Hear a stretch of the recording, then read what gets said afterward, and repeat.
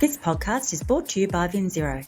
VinZero pioneers solutions and services to the AEC and manufacturing industries to support net zero targets. Visit vinzero.com to learn more about how organisations design, build and solve through digitalisation. From VinZero to you, welcome to our Think Future podcast series. Each week we'll share conversations with industry leaders from around the world to find out how they're thinking future. Subscribe to VinZero Think Future for access to more episodes, interviews and profiles.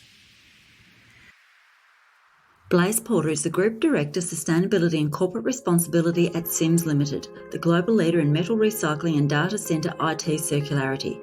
She directs Sims Limited's long-term sustainability ambitions and goals, integrates sustainability throughout the company's divisions worldwide, and helps Sims fulfil its purpose to create a world without waste, to preserve our planet. Sims is driven to constantly innovate and offer new solutions in the circular economy for consumers, businesses, governments and communities around the world, and Blaise is joining the conversation today to shine a light on the importance of scrap metal recycling for driving circularity and decarbonisation of the built environment. Welcome to the program, Blaise. Oh, thank you, Andy. Great to be with you. Sims have recently ranked in the top 20 for the world's most sustainable companies at number 14. That is a fantastic recognition. What does it take to achieve that? Oh, thank you for that. So it was great to be recognised and listed again. So that is a listing that looks at, first of all, sustainable revenue. So Sims is a portfolio of circular economy businesses. We have Sims Metal, which is kind of what most people know us for. If I say Sims Metal, people go, oh, yes. And so that's a metals recycling business. We have Sims Lifecycle Services, which focuses on electronics and cloud devices and keeping those in circulation for as long as possible.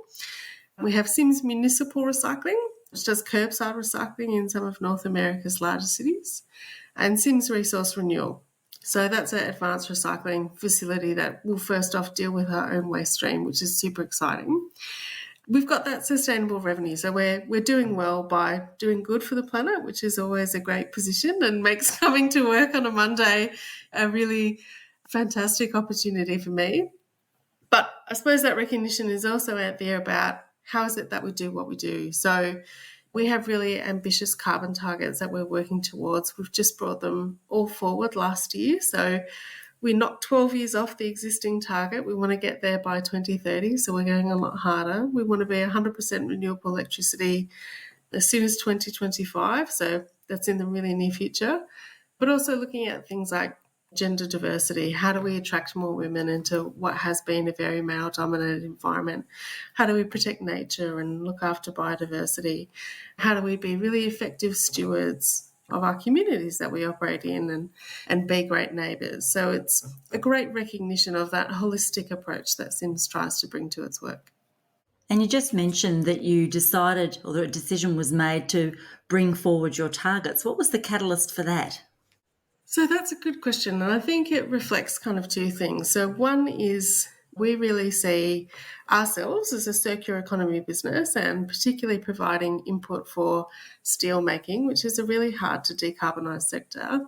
It's really critical to helping the world, helping this country and all the countries that we operate in achieve wider decarbonisation in the sector. So we really recognise that we have an important role to play.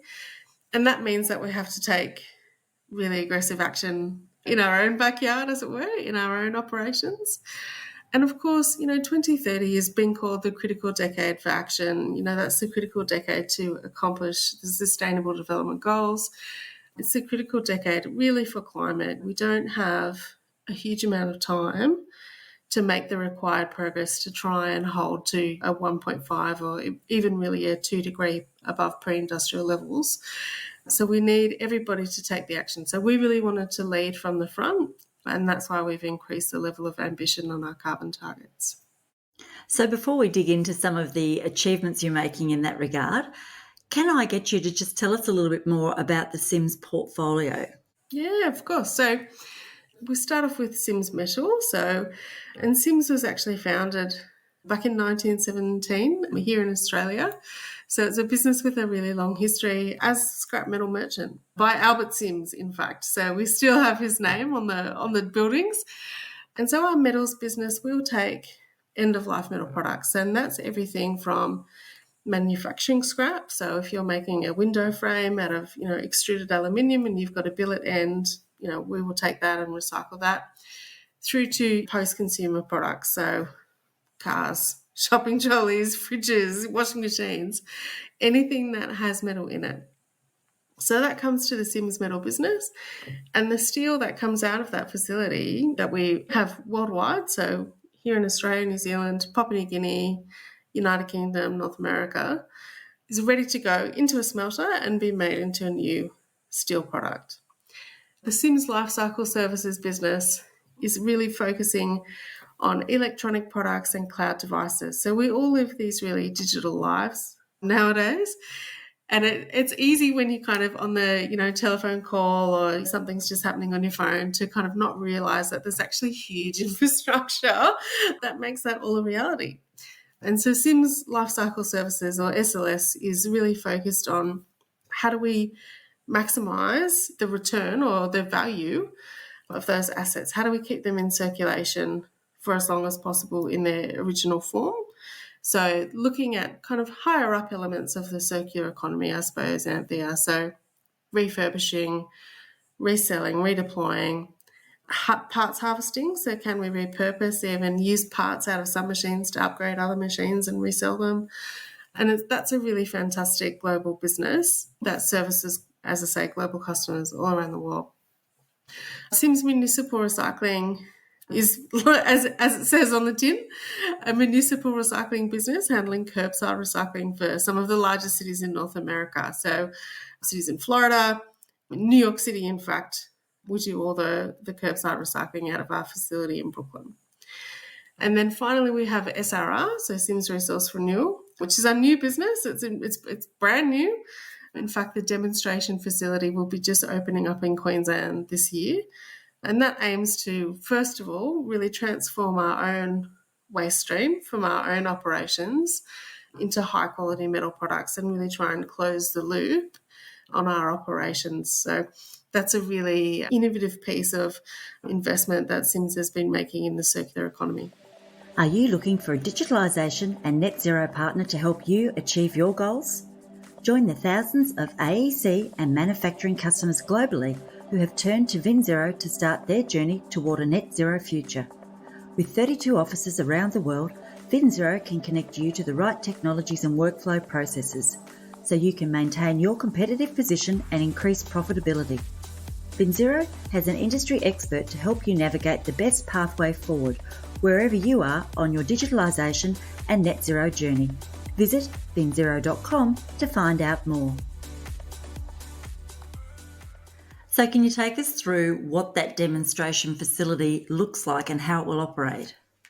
So as I said, it's been built here in Queensland. So for context, I suppose, for your listeners, is when you have a bit of metal, so if you think about a car, say, there's a lot attached to that metal that is not metal. So it might be, plastic, rubber, foam, all sorts of different things. So when a car comes into our lot, that will be firstly depolluted, so batteries and oils and fuels and things removed for environmental reasons, but obviously for health and safety reasons as well. And then it will go into a shredder. And shredding is just purely a mechanical process that firstly separates all the metal bits from the non-metal bits and then processes the metal bits into the right sort of size and shape that they can go from us into being a smelter. And so from that shredding process, you get 3 streams. The first is steel. And as I said, that leaves us ready to go, be made back into new construction material, new fencing, new roofing, all sorts of new steel products. You get a non-ferrous stream, so aluminium, copper, things like that, and that will go on again to be made into new metal. And you also get a waste stream. And this stream is called ASR, so automotive shredder residue. And that's a pretty horrible stream, really, I would say, Anthea. So it's non-homogeneous. It's made up of all sorts of different things. So as I said, like all little bits of foam and wood and cement and dirt. And it's all wet because normally it would have been sprayed to keep down the dust. So it really doesn't lend itself very well to further mechanical recycling. So sector-wide, this is not just a Sims thing, but sector-wide, that waste stream will go to landfill, or maybe best case it goes to waste energy recovery. But that doesn't really sit well with us, and we produce about 1 million tonnes of this waste stream a year, so it's not a small amount of waste that we want to say, well, how can we get the most circular return? So we're investing in, first of all, like a plasma gasification technology that actually will make a gas, it's a synthetic gas, out of this waste stream. And from there, we'll be able to do more things with it. So our ultimate aim is to be able to produce olefins, and olefins are like the building blocks of plastic. So that could be a fully circular plastic solution. But in the meantime, while we're getting to that, we'll be producing hydrogen. So that's an opportunity to then decarbonise transport, decarbonise other sectors through using that hydrogen product. CO2 for industrial use, and it'll actually be food grade CO2. So what can go into one sparkling white wine to make it bubbly, or keep your drinks bubbly. And we'll be making also then a vitrified product at the end, which we think will have applications in construction as an aggregate. And look, as I said, it's in Queensland, so I know you have a global audience, and I'm sure they'll be able to tell by my accent that I'm Australian. So it's great for me to be able to say, that innovation is taking place here, and that I'll be able to go up and see it in the near future. So that demonstration plan, which really is just that, to demonstrate the technology and help us learn from that before we scale it up, will be operational this year. So certainly a fantastic innovation to support circular economy. How are global supply chain issues impacting Sims? Really interesting question out there, and I think the answer is not the same. And I think we're really used to thinking about challenges from supply chain, all the chaos that we know that's occurred with the pandemic over the last few years. But there's huge opportunity in that, in the circular economy as well. And I think we always talk about businesses who are more circular building their resilience, but it's hard to sometimes conceptualize what that means. And so if I give you an example, one of the effects, I think, of the pandemic really early on was a microchip shortage. All the factories that were making them had to shut down. They were all doing just-in-time manufacturing, so there was no stockpiling. And hey presto, everyone was also working from home now. There's a huge demand for things, couldn't get them. And that shortage issue is still continuing, in fact. That's still a really pressing concern. And so Sims was able to help our customers. And at some points over the pandemic, we were actually our customers' largest supplier of microchips. And we weren't making them, we're not operating a microchip factory. We were harvesting them out of devices where they otherwise would have gone unused or just been shredded up to kind of recover the raw materials. And so that required a bit of innovation from us and on the part of their customer as well to figure out how these things could be redeployed. But that's now a fantastic opportunity both for the customer and obviously for Sims in overcoming that challenge, building resilience into their value chain and delivering a method that creates value all up and down, not just environmental value, but obviously employment value and social value as well. How is technology affecting your sector then, for instance? Are you seeing a reduction in waste, for example, in construction? This is a really interesting question, and it's a really question that comes back to, I think, particularly for metals, that they are really long-lived commodities, right? So, and for good reason. We don't want to build a building and be tearing it down every decade. We want buildings to last. And so when we see metal in use, particularly in the construction environment, as you mentioned, or even in cars will be on the road for, I think 12 years is the average in this country. It takes a long time for those designs to be cycling through and hitting the waste stream. And it is, I think, one of the reminders that it's so important to get the design phase right, to actually take the time to think at the start of the building or the product life cycle, whatever it is, about how that can be recovered effectively and then how it can be reused, recycled, and frankly, even avoided. That's the best, the best waste, the most effective treatment of waste is not to create it. So I think it's so important in the circular economy that we really start to think about how do we collaborate with our value chain. And that's something that Sims is doing a lot of, where we speak with OEMs, with product manufacturers, and say, oh, how can we share what we know from the treatment of this thing at its end of life to help make that easier, to help extend its life cycle. So in terms of collaboration, are you seeing an increasing role for scrap, for example, as markets and customers drive to lower embodied emissions? Yeah, 100%. So scrap's a really critical input for decarbonising, in particular steel, which is a really, really tough sector to decarbonise, and a really high emitting sector as well. So it's responsible for kind of global percentages of emissions. And what happens, I suppose, is that scrap is used really as a substitute for iron ore. So there's some benefits there in terms of we're avoiding a lot of emissions in the extraction of iron ore, as well as the transport of that, beneficiation of that ore, as well as obviously the impact to nature from extracting that from the ground. But also it's much more efficient to actually then melt down and process into new steel. So you need a lot less energy. So scrap is really being looked at by the steel sector as a key way to decarbonise steel production, and then obviously that then lowers the embodied emission in the product at the end of the day. We're certainly seeing that increased demand and that increased collaboration and strategic importance with our customers, because the technological innovation required to do other things in steel, things like carbon capture and storage, things like hydrogen DRI steelmaking, are still a ways away, right? And it's a ways away before we get them at commercial scale, at global scale in particular. Whereas scrap has all those other benefits, and it's available now, and it's a global solution that can operate at scale now. And I'll just kind of touch on that embodied emissions one as well, because you mentioned the construction section earlier, and there's a lot of leadership in this space, and I'll give a shout out to Blaise, who are really talking about this and have set some very aggressive targets, very near-term targets about getting lower embodied emissions in products and being able to measure that and preference for that in their buildings. And that, I think, is you cannot get to lower embodied emission products without circularity. You just can't. It's not all in the processing. It's about all those emissions that come with your input materials and your feedstocks.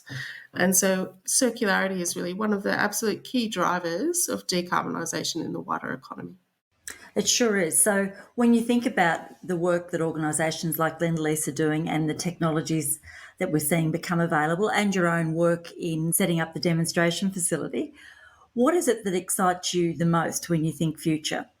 Oh, that's such a great question. and I think, there is a lot to be excited about. There is a lot to, for sure, also be concerned about, and to motivate us to go as hard as we can, as fast as we can. When I think about the future, the things that excite me are just the collaboration, I think, that's being put towards these problems. And I think also the realisation that we need to solve these problems in an integrated way. They're not going to be solved just by a couple of politicians or corporate sustainability managers like me. They're solved in communities. They're solved by working with nature. They're solved by working with really diverse, empowered groups of people. And just the possibilities, I think, that sort of really, radical collaboration offers to help us solve all sorts of problems, not just carbon and not just climate change, but to really imagine a different way of living in this world. Blaise Porter, thank you for joining the VinZero Think Future podcast, and we look forward to hearing more about Sims innovations as you work towards the vision of a world without waste. This podcast was brought to you by VinZero. VinZero help the AEC and manufacturing industries keep pace with digital change and achieve their technological and sustainability leadership goals. VinZero is a company that cares about creating and building a better world. Together, we are working with industry and environmental experts, providing forums and platforms through our VinZero Think community to create conversations that matter to our future generations. We invite you to join in the conversation and participate in our Think community. Like and subscribe to Think Future to stay up to date with the latest innovations and conversations as we take AEC and manufacturing around the world closer to zero. You can download our podcasts at vinzero.com or from your favourite podcast platform. From VinZero Think Future, thanks for listening.